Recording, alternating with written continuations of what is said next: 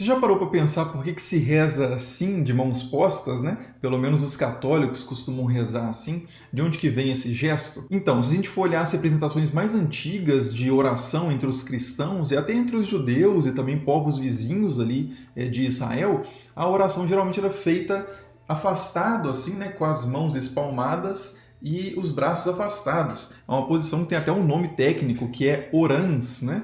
Para quem estuda história da arte e tal. Mas hoje em dia é muito comum entre os católicos se encontrar essa postura também, né?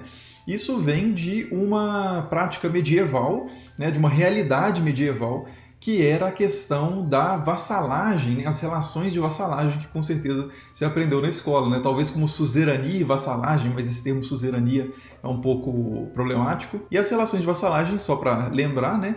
Eram aquelas relações entre senhores, né? A Idade Média, ali, principalmente na parte ocidental, você tinha os senhores das regiões ali de terras, né? E você tinha senhores dentro desses senhorios. Então você tinha áreas que tinham um senhor e dentro dessas áreas você tinha outro senhor, ou fora dessas áreas, mas submissos a um senhor, você tinha outro senhor. Então você tinha essas hierarquias de senhores e todos eles tinham essas relações entre si de vassalagem, né, de compromissos. Então um senhor recebia benefícios, por exemplo, como um pedaço de terra, ou com a possibilidade de explorar alguma coisa, ou ter um moinho que seria dele ali para alugar para os trabalhadores moerem trigo, por exemplo, esse tipo de coisa, né? Então você tinha os benefícios que eram concedidos, e em contrapartida você tinha a fidelidade do outro lado, né? Então, de que essa pessoa que recebia os benefícios estaria disposta, por exemplo, a defender o seu senhor em uma guerra, né? Prestar qualquer tipo de auxílio a ele, manter fidelidade de uma forma geral. E essas relações de vassalagem, geralmente, na Europa Ocidental,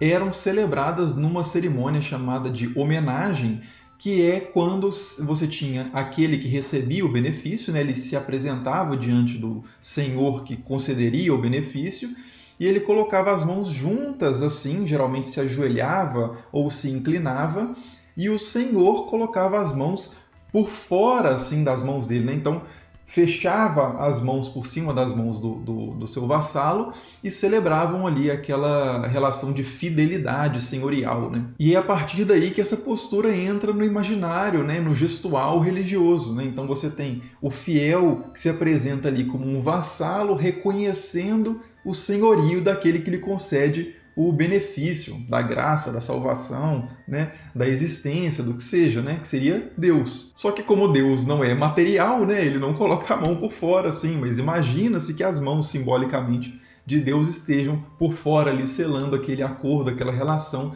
de fidelidade, né? E aí num sentido religioso. Não por acaso são os católicos, né? A tradição católica romana é que tem esse gestual, principalmente a partir do século XII, por causa dessa cerimônia de vassalagem, enquanto que nos locais em que você não tinha esse tipo de celebração, como na Europa Oriental, no Império Bizantino, ou em outras partes do mundo, né? Você não vai ter esse gesto. E os protestantes, nas suas várias tentativas de se distinguir, né, se afastar dos católicos, também acabam jogando esse gesto exclusivamente católico fora e resgatam essa posição do orans, né? Então até hoje, assim, em igrejas protestantes, você vai ver mais essa postura de oração do que essa postura de oração, né? E é isso, né? Esse vídeo é só para mostrar essa curiosidade histórica mesmo, a história por trás desse gesto. Se você gostou, clique aí no gostei, se inscreva no canal se ainda não é inscrito e até o próximo.